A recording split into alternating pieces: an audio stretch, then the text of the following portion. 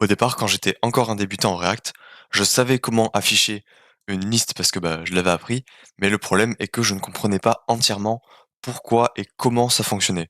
Donc dans cette vidéo, je vais t'expliquer tout ce que tu dois savoir pour comprendre comment fonctionne l'affichage d'une liste en Java, en React. Donc tout d'abord, imaginons que tu as un état et que cet état contienne, enfin, et que cet état soit une liste de villes. Donc chaque ville est représentée par une chaîne de caractères. Pour afficher cette liste de villes, tu vas devoir utiliser la fonction qui s'appelle .map en JavaScript. Et en fait, cette fonction, si on va sur la documentation de MDN, et en fait, cette fonction, comme écrit juste ici, cette fonction retourne un nouveau tableau composé des images de la fonction de rappel. Donc en fait, là, ce que ça dit, c'est que ça retourne un nouveau tableau qui sera composé des images de la fonction de rappel, c'est-à-dire qui contiendra ce que la fonction que tu passeras en paramètre à la fonction .map te retourne. Et cette fonction de rappel, comme montré dans l'exemple ici, elle retournera la nouvelle valeur de chacun des éléments du tableau. Donc imaginons que tu as un premier tableau avec 4 nombres. La fonction de rappel juste ici permet de multiplier chacun de ces nombres par 2. Et x prendra d'abord la valeur de 1, puis ensuite la valeur de 4, puis de 9, puis de 16. Et ensuite, il sera multiplié par 2. Et cette syntaxe ici permet de retourner directement le résultat de cette opération-là. Donc ça veut dire que le point map va d'abord retourner 2, puis 4, puis 9, puis 16, enfin va itérer sur chacun des nombres en retournant ce résultat, et il va en faire une liste que dans l'exemple, on va enregistrer dans la fonction map, map1, et ensuite quand on l'affiche, du coup ça affiche cette liste-là. Donc en React, ça va être le même principe. À partir de ta liste, tu vas devoir afficher un nouveau résultat, et ce nouveau résultat, ce sera des balises JSX.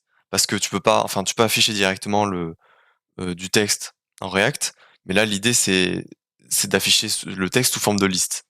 Donc généralement ça se passe comme ça pour afficher ta liste.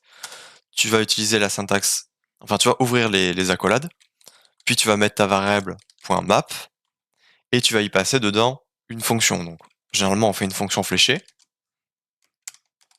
Elle devra retourner du JSX. Donc, je vais mettre entre parenthèses pour montrer que là je vais retourner du JSX.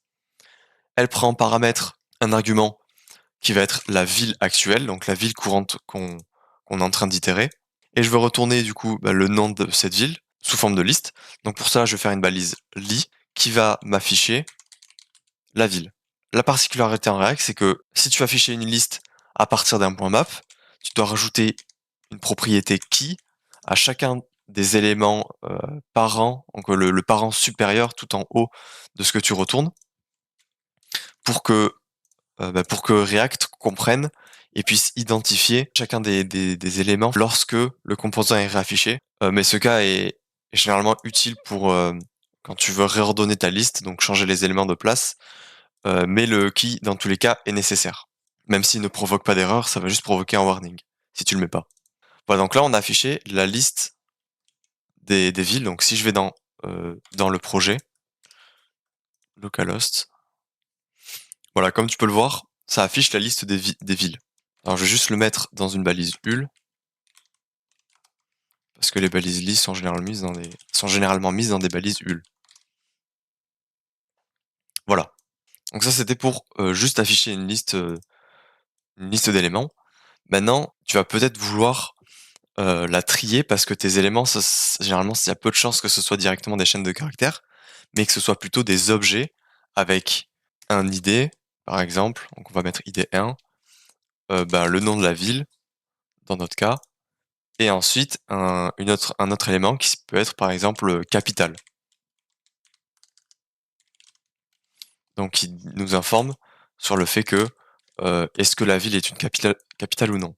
Et dans ton cas, tu peux vouloir filtrer toutes les villes par la capitale.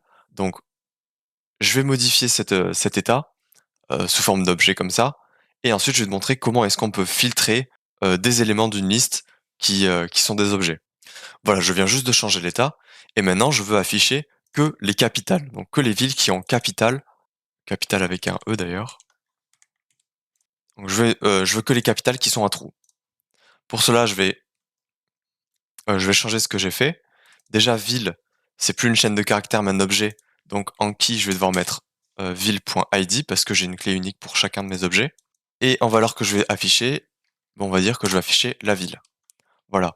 Mais là, comme tu peux le voir, ça m'affiche toujours toutes les villes et je veux uniquement Paris et Londres. Et pour cela, je vais utiliser la fonction filter avant de, avant de faire le point map.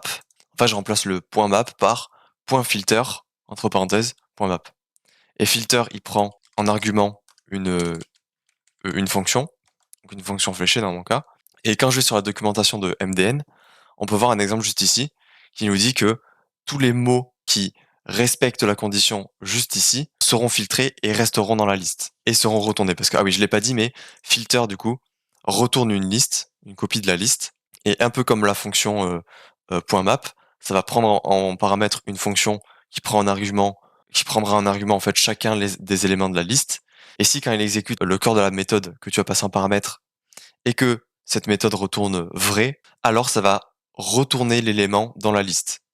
Donc ça veut dire que dans mon cas ici, je vais devoir filtrer tous les éléments qui respectent la condition suivante, c'est-à-dire que leur capital est égal à true. Et si leur capital est égal à true, donc si cette condition-là est respectée, alors je vais garder l'élément dans ma liste et je vais le mettre dans la liste qui sera retournée par le filter. Et vu que filter retourne une liste, le map fonctionne toujours parce que le map s'exécute sur une liste. C'est juste que cette fois, il y aura plus que les éléments qui ont comme propriété capitale et true de l'objet. Donc je vais juste changer ça pour que ça fonctionne.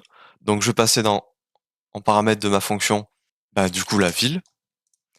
Et si la ville point capital est égal à true, donc on peut remplacer ça par return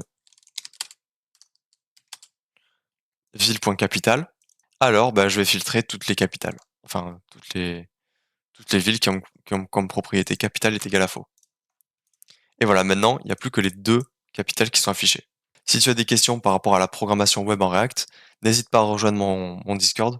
Je te mets le premier lien dans la description, donc clique dessus pour le rejoindre.